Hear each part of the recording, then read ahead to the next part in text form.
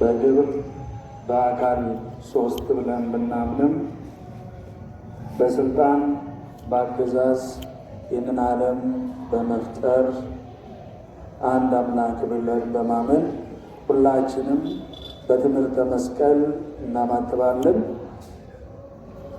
በስመ አብ ወወልድ ወመንፈስ ቅዱስ አሐዱ አምላክ አሜን። መቃባ ከኒልመ ከናፉረ ቁልቁሉ ዋቀየተኮ አሜን። በአብ ስም በወልድ ስም በመንፈስ ቅዱስ ስም አንድ አምላክ አሜን። በመጀመሪያ ይህንን ዓለም ካለመኖር ወደ መኖር እምኀበ አልቦ አበቦ የፈጠረ ያመጣ አምላካችን መድኃኒታችን ኢየሱስ ክርስቶስ ስሙ ለዘላለም የተመሰገነ ይሁንልን። የተወደዳችሁ እግዚአብሔር ቤተሰቦች፣ አባቶች፣ ካህናት፣ ወንድሞች፣ ዲያቆናት፣ የሰንበት ትምህርት ቤት የግቢ ጉባኤ አገልጋዮች፣ አባቶች፣ እናቶች፣ እህቶች፣ ወንድሞች እንዲሁም ሕፃናት በልዑል እግዚአብሔር ስም እንደምን ዋላችሁ? እንደምን ዋላችሁ? እንደምን እስከዚህ ሰዓት ደረሳችሁ? አሜን። እግዚአብሔር ይመስገን ብለን ልናመሰግነው አንደበታችንን የከፈተልን አምላካችን መድኃኒታችን ኢየሱስ ክርስቶስ ስሙ ለዘላለም የተመሰገነ ይሆንልን። እንኳን አደረሳችሁ፣ እንኳን አደረሳችሁ። እንግዲህ ትልቅ በዓል ነው እንግዲህ የምናከብረው ጽጌ እመቤታችንን ጽጌ እስከ ዛሬ ድረስ ስለ ሐዘን፣ ስለ መከራ፣ ስለ መሰደዷ ስናስተምር፣ ስንማር፣ ስናስቀድስ፣ ስናወድስ በማኅሌቱ ስንቆም ቆይተናል። ከዚህ ሰዓት ጀምሮ ደግሞ ስለ ሚጠት ይነገራል። ሚጠት ማለት የእመቤታችን ከስደት መመለስ፣ የጌታችን ከስደት መመለስ ይነገራልና መሰደዷን ስናስብ፣ ጌታችንን መሰደዱን ስናስብ ሐዘን ይሰማናል። መመለሳቸውን ስናስብ ደግሞ ደስታ ይሰማናል እና ለዚህ ነው እንኳን ደስ አላችሁ እንኳን አደረሳችሁ ያልኩ። እንግዲህ አምላካችን መድኃኒታችን ኢየሱስ ክርስቶስ እንደፈቀደልን እንደ እግዚአብሔር መልካም ፈቃድ የምንነጋገርበት የትምህርታችን መነሻ ርዕስ የምናደርገው ሱላማጢስ ተመየጢ ተመየጢ በሚል ርዕሰ ጉዳይ ላይ የምንነጋገር ይሆናል ማለት ነው። ሱላማጢስ ተመየጢ ተመየጢ፣ በአማርኛው ሱላማጢስ ተመለሺ ተመለሺ ማለት ነው። ምን ማለት ነው? ሱላማጢስ ተመለሺ፣ ሱላማጢስ ሆይ ተመለሺ ተመለሺ በሚል ቃል እንነጋገራለን። ቃሉን የምናገኘው በመኃልየ መኃልይ ዘሰሎሞን ምዕራፍ 7 መዝሙር እዛ ላይ 7 ቁጥር 1 ጀምሮ ቃሉን እናገኛለን ማለት ነው። መኃልየ ዘሰሎሞን ምዕራፍ 7 ቁጥር 1 ላይ ማለት ነው። እንግዲህ ዘመነ ጽጌ ብለን እስካሁን ስናከብር ቆይተናልና ጽጌን እንግዲህ ስናከብር የጽጌን በዓል ስናከብር ከመስከረም 26 ጀምሮ እስከ ህዳር 6 ድረስ በዓሉ ይከበራል ማለት ነው። እንግዲህ እመቤታችን የቅድስት ድንግል ማርያም ስደት ከመስከረም 26 እስከ ህዳር 5 ድረስ ይከበራል። ህዳር 6 ቁስቋም ተብሎ ይከበራል ማለት ነው። ቁስቋም ለምን ቁስቋም እንደተባለ በኋላ የምንመጣበት ይሆናል። እመቤታችን ቅድስት ድንግል ማርያም በወርኃ ጽጌ ወይም ደግሞ የጽጌ ሰሞን የጽጌ ሳምንት ብለን እንድናከብር ያደረገበት ጽጌ ማለትም ለምን እንደተባለ ጽጌ ማለት አበባ ማለት ነው። እንግዲህ እስከ ዛሬ ስትማሩ ስንማር ቆይተናል እና እመቤታችን ቅድስት ድንግል ማርያም በወርኃ ጽጌ ወደ ግብፅና ኢትዮጵያ ተሰዳለች፣ ወደ ግብፅ ሂዳለች። ትንቢቱ ምሳሌው ይፈጸም ዘንድ ማለት ነው። እምግብፅ ጸዋዕክዎ ለወልዴ ልጄን ከግብፅ ጠራሁት ተብሎ በትንቢት እንደተቀመጠ ምሳሌ ስለ እመቤታችንም ደግሞ ምሳሌ ተመስሏል፣ ሱባኤ ተቆጥሯል፣ ትንቢት ተነግሯልና ያ ይፈጸም ዘንድ ማለት ነው። እንግዲህ ለምን ጽጌ ብለን በዓሉን እናከብራለን የሚለውን ትንሽ ነገር ላንሳና ወደ ርዕሰ ጉዳያችን እንሄዳለን። ጽጌ ብለን እንድናከብር ምክንያት የሆነው ዋናው ምክንያት እንግዲህ ለአባ ጽጌ ድንግል እንግዲህ ማሕሌተ ጽጌን የደረሰው አባ ጽጌ ድንግል ይባላል እና አባ ጽጌ ድንግል በጽጌ አበባ ተመስላ ተገልጣለት እንግዲህ ማሕሌተ ጽጌን ጽፏል። አንድም ለዮሴፍም እመቤታችን ቅድስት ድንግል ማርያም አንዴ በቀይ መልክ፣ አንዴ በጽጌ መልክ፣ አንዴ በጻዕዳ በነጭ መልክ ትገለጥለት ነበረ እና መልኳም ይለዋወጥበት ነበር። በኋላ ግን በጽጌ በአበባ አምሳል ለዮሴፍ ተገልጣለታለች ማለት ነው። ተገልጣለታለች። ይህንን ደግሞ ቅዱስ ዮሐንስ አፈወርቅ ሲተረጉም የማቴዎስ ወንጌል ምዕራፍ 1 ላይ ያለውን ቃል ያይመራ ዮሴፍ እስካመ ዮሴፍ የበኩር ልጇን እስክትወልድ ድረስ አላወቃትም የሚለውን ሲተረጉም ቅዱስ ዮሐንስ አፈወርቅ የእመቤታችን የቅድስት ድንግል ማርያም መልክ ይለዋወጥበት ነበረ፣ ይቀያየርበት ነበረና አላወቀም ደም ግባቷን ይላል። አቡላሪዮስ የተባለ ደግሞ በሃይማኖት አበው ላይ አቡላሪዮስ በሃይማኖት አበው ላይ አላወቃትም የሚለውን ብዙ ትርጉም ያስቀምጣል። ስለዚህ ጽጌ ብለን እንድናከብር ምክንያት የሆነበት ምክንያት የእመቤታችን መልኳ መቀያየሩ መለዋወጡ ነው ማለት ነው። ስለዚህ በአበባ ተመስላ እመቤታችን ቅድስት ድንግል ማርያም ተገልጣ ስለነበረ ጽጌ ብለን ከመስከረም 25 26 እስከ ኅዳር 6 የምናከብር ሆኗል ማለት ነው። እንግዲህ ስለ እመቤታችን ስደት፣ ስለ እመቤታችን መከራ አባ ሕርያቆስ በቅዳሴ ማርያም ድርሰቱ ላይ እንዲህ አለ። አዘክሪ ድንግል ንግደቶ ዘምስሌኪ እንዘ ትጎይ ምስሌሁ እመሃገር ለሀገር በመዋዕለ ሄሮድስ ርጉማ ዘክሪ ድንግል አንባ መሪረ። እመቤቴ ሆይ አለ ርጉም ሄሮድስ በነገሰበት ወራት ከአንቺ ጋር ከአንዱ ሀገር ወደ አንዱ ሀገር የተሰደደውን መሰደድ አሳስቢልን፣ በፊትሽና በልጅሽ ፊት የወረደውን መሪር እንባ አሳስቢልን፣ ረሃቡን፣ ጥሙን፣ ችግሩንና ሐዘኑን ያገኘሽን ልዩ ልዩ መከራ ድንግል ሆይ አሳስቢልን ይላል አባ ሕርያቆስ በቅዳሴ ማርያም ላይ። ድንግል ሆይ ረሃቡን፣ ድንግል ሆይ መከራውን፣ ስደቱን ያገኘሽን መከራ ሁሉ አሳስቢልን ይላል አባ ሕርያቆስ በቅዳሴው ላይ። አያችሁ። ስለዚህ እመቤታችን ቅድስት ድንግል ማርያም ወደ ግብፅ ተሰዳ ነበረ። ከዚህ ሰዓት ጀምሮ ቅድም እንደነገርኳችሁ ሚጠት መመለስን እንናገራለን ማለት ነው። ይህንን ቃል ደግሞ የትምህርታችን ርዕስ ሱላማጢስ ሆይ ተመለሺ ተመለሺ የሚል ነው። ሱላማጢስ የተባለች እመቤታችን ናት። ተመለሺ ተመለሺ ተብሏል እና ይህ ጉዳይ ስለ 3 መሰረታዊ ጉዳይ የተነገረ ቃል ነው። ስለ ስንት ጉዳይ አልኳችሁ? ስለ 3 ጉዳይ። የመጀመሪያው አዳምና ሔዋንን የሚመለከት ነው። አዳምና ሔዋንን የሚመለከት ነው። ምን ማለት ነው? የምንመጣበት ይሆናል።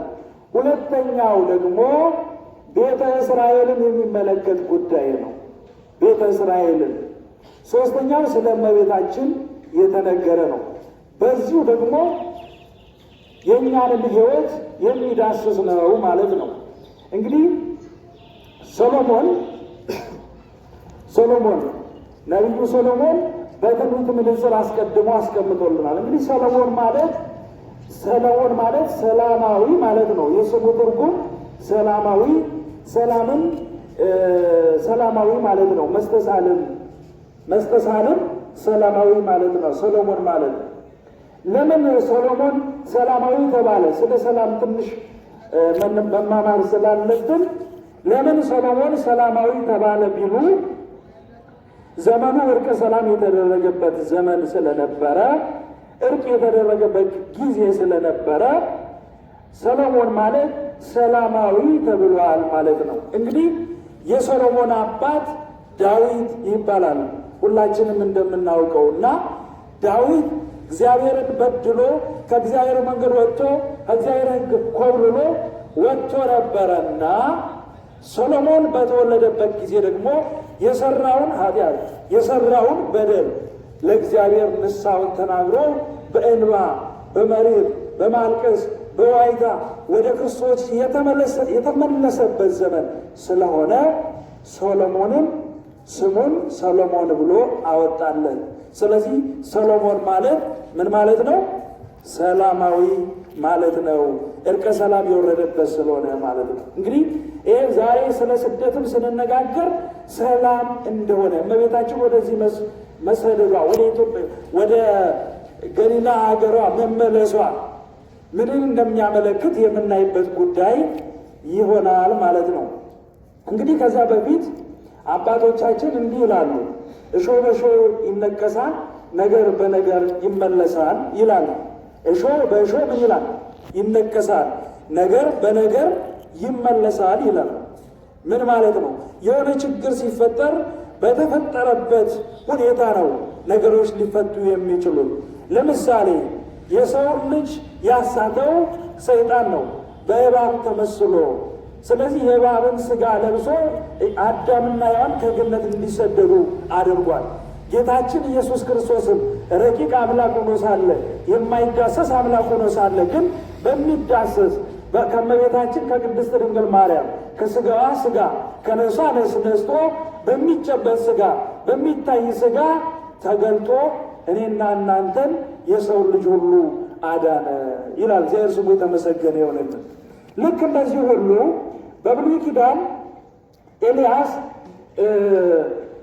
እስራኤላውያን እግዚአብሔርን በድለው ከእግዚአብሔር መንገድ ሲወጡ ከእግዚአብሔር መንገድ መውጣት ማለት መሰደድ ማለት ነው። መሰደድ ማለት መራቅ ማለት ነው። ከአንድ ቦታ ወደ አንድ ቦታ ሰው ጽድቅን መስራት ትቶ ኃጢአትን ሲሰራ እየተሰደደ ነው ማለት ነው። እና እስራኤላውያን እግዚአብሔርን በድለው ሲሰደዱ ከእግዚአብሔር መንገድ ሲወጡ ኤልያስ በምድር ላይ ዝናብ እንዳይዘንብ አደረገ ይላል። እየሰማችሁ ነው? ምን እንዳይዘንብ አደረገ? ዝናብ 3 ዓመት ከመንፈቅ በምድር ላይ ዝናብ እንዳይዘንብ አደረገ። ሕዝቡም አለቀሱ፣ ወደ ክርስቶስ ተመለሱ። እግዚአብሔር ዝናብን የሚያዘንብ እግዚአብሔር ነው። ዝናብ እንዳይዘንብ የሚያደርግ እግዚአብሔር ነው።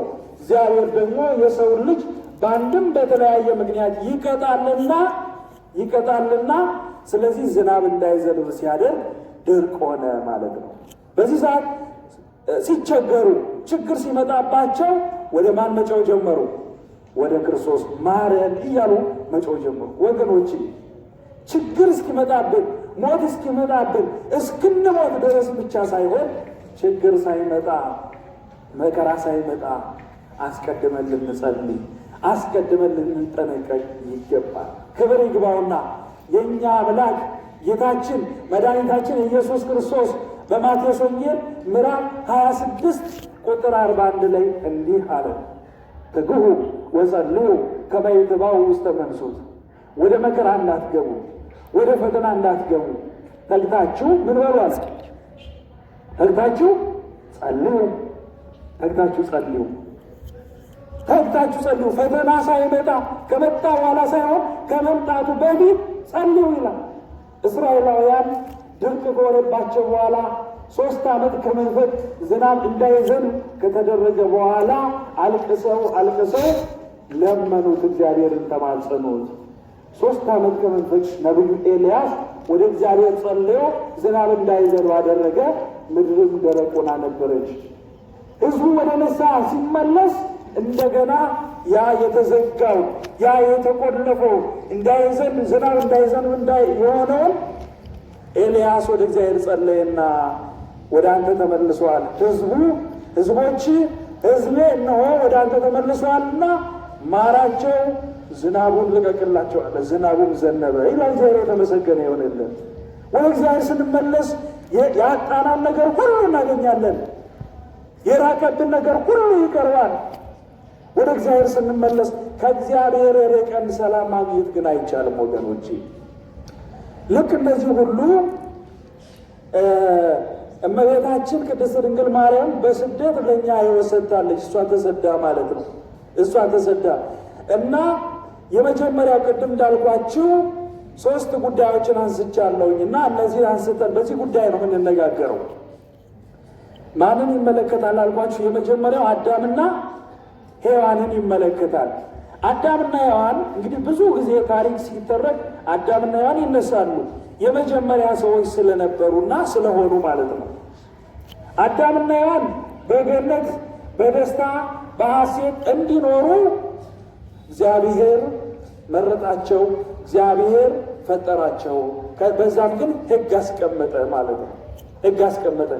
ያን ሕግ የፍቅር መገለጫ አድርጎ አስቀምጦታል ጌታችን ኢየሱስ ክርስቶስ። ያን ሕግ ሲተላለፉ ሲበድሉ ተድላ ደስታ ካለበት ከገነት ተሰደዱ። ወደ ምድረ ፋይድ ወደቁ። አዳምና ሔዋን ወደቁ፣ ወደ ምድረ ፋይድ ተሰደዱ። መጀመሪያ ሰላማዊ ሕይወት ይኖሩ ነበረ። መጀመሪያ ደስተኛ ሆነው ይኖሩ ነበር በገነት። አስተውሉ። ከገነት ከወጡ በኋላ ግን ተቅበዝባዥ ሆኑ።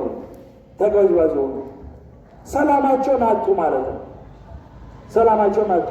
ታዲያ ሰላማቸውን ሲያጡ ሰላማችን እንዲጠፋ የማይፈልግ የእኛ ጌታ የእኛ እግዚአብሔር ለአዳም ቃል ኪዳን ገባለት። ምን ብሎ? ከልጅ ልጅ ተወልጄ አድንሃለሁ ብሎ ቃል ኪዳን ገባለት። አያችሁ፣ የተሰደደውን አዳምን ወደ ቀደመ ክብሩ ለመመለስ ማን ተሰደደ ወገኖች? ማን ተሰደደ?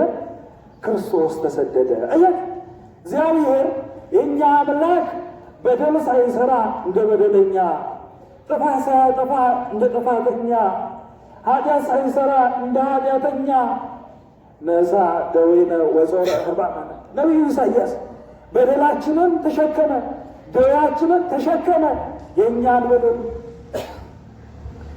በደል ተሸከመ ጌታችን ኢየሱስ ክርስቶስ። ይህ ሁሉ መከራ የተቀበለው ስለኛ ሲል ነው። ክርስቶስ የተሰደደው የእኛን ስደት ለመባረክ ነው። የእኛን ስደት ለመመለስ ነው። ስለዚህ ቀዳማዊ አዳም ተሰደደና ሞትን አመጣ። ዳግማዊ አዳም ተሰደደና ሕይወትን ሰጠን። እግዚአብሔር ስሙ የተመሰገነ ይሁንልን። አያችሁ፣ ቀዳማዊ አዳም ተሰዶ ከገነት ክብር ካለበት፣ ደስታ ካለበት፣ ተድላ ካለበት ተሰደደና ወደ ምድረ ፋይድ ሲወርድ የእኛ አምላክ እግዚአብሔር ደግሞ ከድንግል ማርያም ተወልዶ ወደ ግብፅ ይቀደም እንዳልኳቸው ግብፅ ጸዋዕክዎ ለወልዴ ልጄን ከግብፅ ጠራሁት ያለውትን ይፈጸም ዘንድ ወደ ግብፅ ተሰደደ። ከዛ በኋላ ተሰዶ መከራውን ተቀብሎ ከስደት ተመለሰና የእኛን መከራችንን ፍዳችንን መለሰልን ይላል። አያችሁ፣ አዳምና ሔዋን ሲበድሉ ወደ ምድረ ፋይድ ሲወድቁ 5500 ዘመን በሲኦል ስትሰቃዩ ተቅበዝባዥም ሆናችሁ ነበራችሁ። ስለዚህ ከሲኦል ወደ ገነት ተመለሱ። የትምህርታችን ርዕስ ምን ነበር? ሱላማጢስ ሆይ ተመለሺ። ከየት ተመለሺ? ሔዋንን ተመለሺ እያለ ነው። አዳምና ሔዋን ተመለሱ እያለ ነው። ከሲኦል ወደ ምን? ወደ ገነት ተመለሱ። ከጨለማ ወደ ብርሃኑ ተመለሱ። ሐዘን ካለበት፣ ፍዳ ካለበት፣ ደስታ ወዳለበት ወደ እኔ ተመለሱ፣ ወደ እኔ እያለ ነው እግዚአብሔር። ቤተሰቦች አያችሁ፣ ወደ እኔ ተመለሱ እያለን እኮ ነው። የንስሐ ጊዜ እየሰጠን እኮ ነው። ስለዚህ ወደ እኔ ተመለሱ እያለ ነው ማለት ነው። አጠርስ አድርገው ሁለተኛው ቤተ እስራኤልን ነው። አዳምና ሔዋን ከየት ተመለሱ? ከሲኦል ወደ ተመለሱ፣ ወደ ገነት፣ ከጥፋት ወደ ልማት፣ ከጨለማ ወደ ብርሃን ተመለሺ እያለ ነው ሔዋንን ማለት ነው። ተመለሺ። ሁለተኛው ለቤተ እስራኤል የተነገረ ነው። ቅድም እንዳልኳችሁ ቤተ እስራኤልን ከባቢሎን ተመለሺ እያለ ነው። ባቢሎን ማለት ድብልቅልቁ የወጣ ምስቅልቅሉ የወጣ የተዘባረቀ ማለት ነው ባቢሎን ማለት። ስለዚህ ምስቅልቅሉ ከወጣው ሕይወት ከተደባለቀ ሕይወት ከባቢሎን ውጪ ያለ ቤተ እስራኤል ጌታችን ኢየሱስ ክርስቶስ። አያችሁ፣ እስራኤላውያን ፍርድ በማጓደላቸው ድሃ በመበደላቸው የአባቶቻችን አምላክ እግዚአብሔርን ረስተው ኃጢአትን በመስራታቸው በቃለ እግዚአብሔር ላይ እያፌዙ ይቀልዱ ነበረ። በምን ይቀልዱ ነበር? በቃለ እግዚአብሔር ያፌዙ ነበረ። በመጽሐፈ መሳፍንት ምዕራፍ 2 ቁጥር 10 ላይ ስትመለከቱ ይህንን ነው የሚያስረዳ። መጽሐፈ ምሳሌ ምዕራፍ 2 ቁጥር 10 ላይ ቤተ እስራኤል እግዚአብሔርን በደሉ፣ ኃጢአት ሰሩ፣ ከመንገዱም ወጡ፣ አፌዙ በቃለ እግዚአብሔር። ወደ ንስሐ መመለስ ሲገባቸው ኃጢአትን ተለማምደው በኃጢአት ዓለም ውስጥ ኖሩ። በዚህ ጊዜ ጌታችን መድኃኒታችን ኢየሱስ ክርስቶስ አረመኔ የሆኑትን ጨካኝ የሆኑትን ጠላቶችን አሕዛብን ከለዳውያንን አስነስቶ ብዙዎች በሰይፍ እንዲገደሉ ሆኑ። ወገኖቼ አስተውሉ። እኛ ስንወድን፣ እኛ ስናጠፋ፣ እኛ ከእግዚአብሔር መንገድ ስንወጣ እግዚአብሔር ደግሞ አባት ልጁን እንደሚቆነጥጥ፣ አባት ልጁን እንደሚገርፍ ጥፋት ሲያጠፋ እግዚአብሔርም አባታችን ነውና ይቆነጥጠናል። ወደ ንስሐ ማንመለስ ከሆነ ወገኖቼ ሰላም ማግኘት አንችልም። ሰላም ለማግኘት ሰላማችንን ለማግኘት ወደ ክርስቶስ መመለስ ያስፈልጋል። ወደ ክርስቶስ ሳንመለስ በንስሐ ሳንመላለስ ሥጋ ወደሙ ሳንቀበል ከቂም ከበቀል ከዘረኝነት ሳንወጣ ሰላም እናገኛለን ማለት ውሸት ነው ወገኖች። ተመለሺ የሚለው ይህን ነው። ከኃጢአት ተመለስ፣ ከበደል ተመለስ፣ ከዘረኝነት ከጎጥ ውጣ ተመለሽ ይለናል። መመለሱን ስናስብ ደስታ ነው።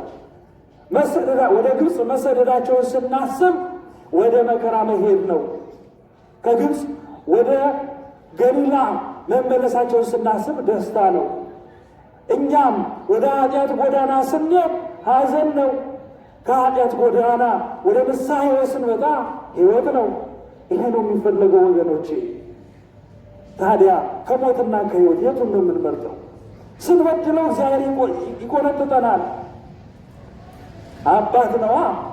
እኛ ልጆቹ ስናጠፋ ዝም ብሎ አይመለከትማ። አስተውሉ ወገኖች። እና ቤተ እስራኤላውያን እግዚአብሔርን ሲበድሉ፣ ከመንገዱ ሲወጡ፣ በእግዚአብሔር ቃል ሲያፌዙ እግዚአብሔር ክፉዎችን አረመኔዎችን ከለዳውያንን አስነሳባቸውና በሰይፍ እንዲገደሉ አደረጋቸው። ከሰይፍ የተረፉ ደግሞ አሉ፣ ያልሞቱ ማለት ነው። እነሱ ደግሞ በነቢዩ ኤርምያስ የተነገረው ትንቢት ይፈጸም ዘንድ እነሱ ተርፈዋል። ለምስክርነትም ቢሆን ሁሉም ከሞተ መስካሪ የለም። ለምሳሌ ኦሪት ዘፍጥረት ምዕራፍ 6 ስናነሳ ጌታችን መድኃኒታችን ኢየሱስ ክርስቶስ ኖኅን መርከብን ሥራ፣ በዚህ ምድር ያለ ሰው ሁሉ በድሏል፣ በምድር ላይ 40 መዓልት 40 ሌሊት ዝናብን አዘንባለሁ፣ በምድር ያለ ሰው ሁሉ ይጠፋል ብለህ አስተምር አለ። አስተማረ ኖኅ። ሕዝቡ ግን አሾፈበት፣ አፌዘበት፣ ቀለደበት ይላል። በቃለ እግዚአብሔር አሾፉ። በኖኅ ዘመን የነበሩ ሰዎች ኖኅ መርከብን እንኳን ሲሰራ ያሽካኩበት ነበር፣ ይቀልዱበት ነበር። በኃጢአት ዓለም ውስጥ ኃጢአትም ተለማምደው የሚኖሩ ሰዎች ያሾፉ ነበረ በቃለ እግዚአብሔር። ኖኅ መርከብን ሰራ። ኖኅ ብቻ ጻድቅ ነበር። ቤተሰቦችን ይዞ እንስሳትን ይዞ እግዚአብሔር የነገረውን ነገር በእምነት ተግባራዊ ያደረገ። በምድር ላይ 40 መዓልት 40 ሌሊት ዝናብ ዘነበ፣ የሰው ልጅ ሁሉ ጠፋ። ወገኖቼ ከጥፋት ዓለም እንመለስ። ዓለም የጥፋት ዋሻ ናት። ስለዚህ መደበቂያ እንሁን ወገኖች፣ እንመለስ። እመቤታችን ተሰዳ ተመልሳለች። የተሰደደችውም ለእኛ ነው። እኛም ከተሰደድንበት የኃጢአት ጎዳና እንመለስ ወደ ንስሐ። እስራኤላውያን ተቀጡ። ለ70 ዘመን ያህል ወደ ባቢሎን በምርኮ በግዞት እንዲሰደዱ አደረጋቸው። ለ70 ዘመን አስቡ። እስራኤላውያን 70 ዘመን ሙሉ ተሰደዱ። 70 ዘመን ሙሉ መከራ ደረሰባቸው። እኛስ እስከ መቼ ይሆን መከራ ሊመጣብን? እስከ መቼ ይሆን የምንፈተነው? መቼ ይሆን ከኃጢአት ጎዳና የምንመለሰው? መቼ ይሆን ከዘረኝነት፣ ከቋንቋ፣ ከብሔር የምንመለሰው? መቼ ነው ወገኖች? መቼ ነው እግዚአብሔርን ፈርተን የምንኖረው? መቼ ነው መንፈሳዊ የምንሆነው? መቼ ነው ወገኖች? ቤተ እስራኤል 70 ዘመን በሙሉ ተቀጡ ይላል። በዚህ በሁለተኛ ዜና መዋዕል ምዕራፍ 36 ቁጥር 14 ላይ ስንመለከት የይሁዳም ታላላቅ ሰዎች ካህናቱም የሀገሩም ሕዝብ በአሕዛብ ርኵሰት ሁሉ መተላለፍን አበዙ፣ በኢየሩሳሌም ያለውን የእግዚአብሔርን ቤት አረከሱ ይላል። የማንን ቤት አረከሱ? የእግዚአብሔርን ቤት አረከሱ።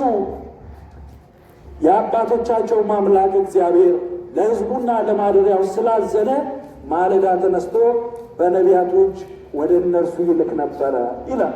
ወገኖቼ እኛ ስናጠፋ፣ እኛ ስንቆለጥፍ በምክር ላይ አባቶችን መምህራንን ወደ ንስሐ እንዲመለሱ እግዚአብሔር ያደርጋል። እነሱ ሲበድሉ ነቢያትን ላከ፣ ወደ ንስሐ እንዲመለሱ አስተማራቸው። ነቢያት አስተማሩ። እነርሱ ግን ኃጢአትን ተለማምደው ከኃጢአት መውጣት የማይችሉ መስሏቸው እስኪታያቸው ድረስ ኃጢአትን ለምደው ይኖሩ ነበረ። እነርሱ ግን የእግዚአብሔር ቁጣ በሕዝቡ ላይ እስኪመጣ ድረስ፣ ፈውስም እስከማይገኝላቸው ድረስ በእግዚአብሔር መልእክተኞች ይሳለቁ፣ ቃሉንም ያቃልሉ፣ በነቢያቱ ላይ ያፌዙ ነበረ ይላል። አስቡ። እግዚአብሔር መሐሪ ነው። እግዚአብሔር ይቅር ባይ ነው። ስንበድል ስናጠፋ መምህራንን ይልካል። ቃሉን ስሙ ይላል። ቃሉን ሳንሰማ ስንቀር ደግሞ ምንድንጎዳው እኛው ነን ወገኖቼ።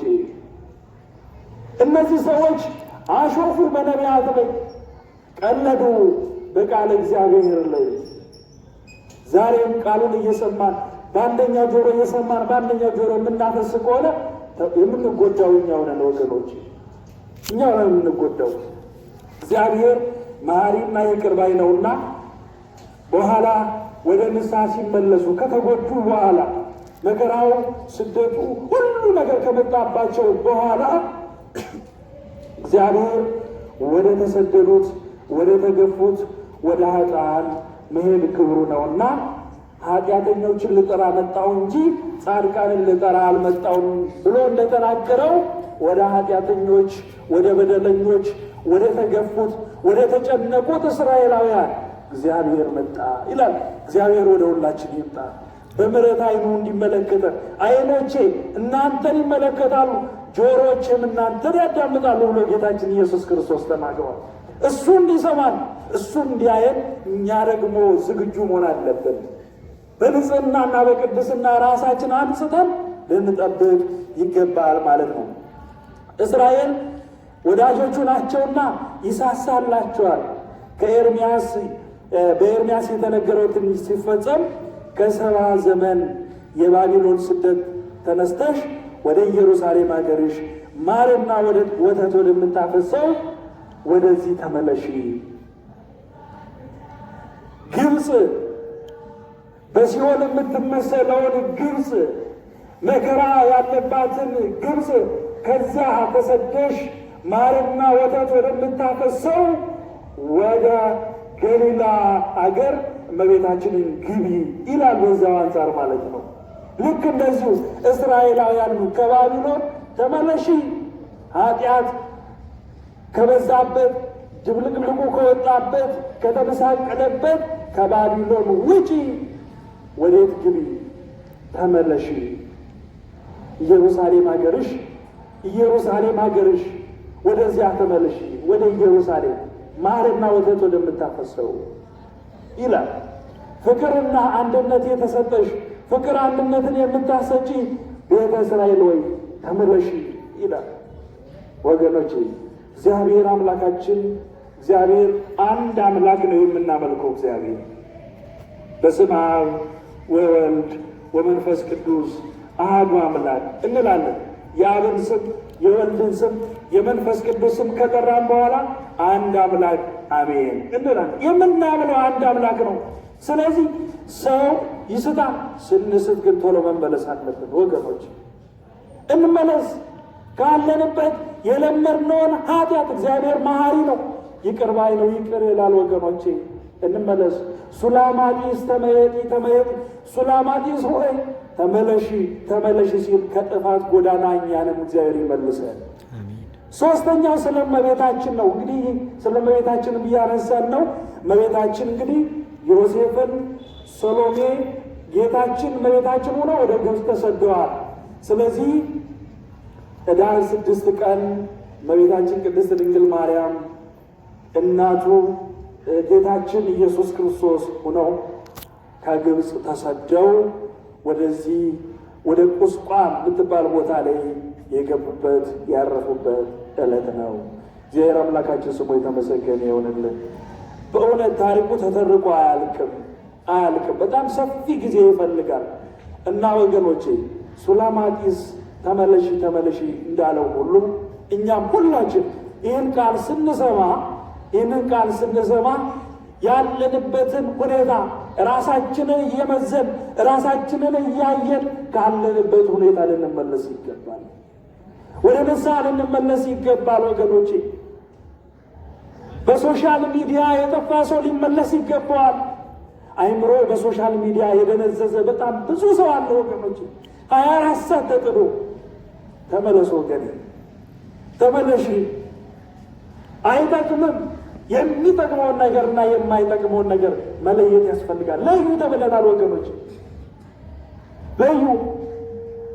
ሶሻል ሚዲያ የሚጠቅም ነገር አለው። አዎ አለው።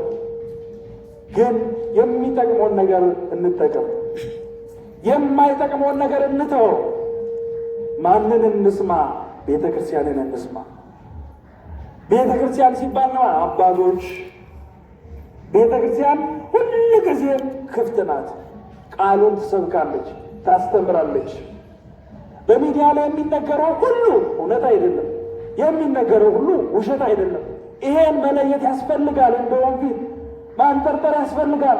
እንክርዳዱን ማውጣት ያስፈልጋል። ወገኖቼ እንመለስ። ወገኖቼ ወደ እግዚአብሔር አምላካችን ሁላችንም ይመልሰን። በእውነት ካለንብን ችግር፣ ብዙ ችግር አለብን ዛሬ። ፈተና ውስጥ ነን ያለን። ቤተክርስቲያን ፈተና ውስጥ ናት ያለች። ፈተና ውስጥ ነን እኛ። ቤተክርስቲያን ማለት እኛ ነን ወገኖች። ፈተና ውስጥ ነን። እንመለስ። እግዚአብሔርን ልንረሳው አይገባም። ሰው እግዚአብሔርን ሲረሳ እግዚአብሔርም እኛም ይተወናል። የምሕረት ዓይኑን ያርቅብናል። በመዓት ይመጣል እግዚአብሔር መዓቱን ሳያበዛብን ወደ ንስሐ እንመለስና በምሕረት ዓይኑ እግዚአብሔር እንዲመለስልን ያጣነውን ሰላማችን እንድናገኝ ያስፈልጋል ወገኖች። አምላካችን መድኃኒታችን ኢየሱስ ክርስቶስ ያለብንን ችግር ሁሉ እንዲፈታልን የእሱ መልካም ፈቃድ ይሆንልን። በእውነት ሁላችንም ቃሉን ሰሚዎች ብቻ ሳንሆን ሰምተን የምንጠቀም ያደርገን። ክርስትና በቃል የምንናገረው ሳይሆን በተግባር የምንኖረው ነው ክርስትና ወገኖች። እና የሰማነውን ነገር በተግባር አሳይተን በእውነቱ በንስሐ ሕይወት ተመላልሰን ሥጋውን ደሙን ተቀብለን መንግሥቱን እንድንወርስ እግዚአብሔር ሁላችንም ይርዳል። ያስተማረን የመከረን አምላካችን መድኃኒታችን ኢየሱስ ክርስቶስ ስሙ ለዘላለሙ የተመሰገነ ይሁንልን። አሜን አትሉም?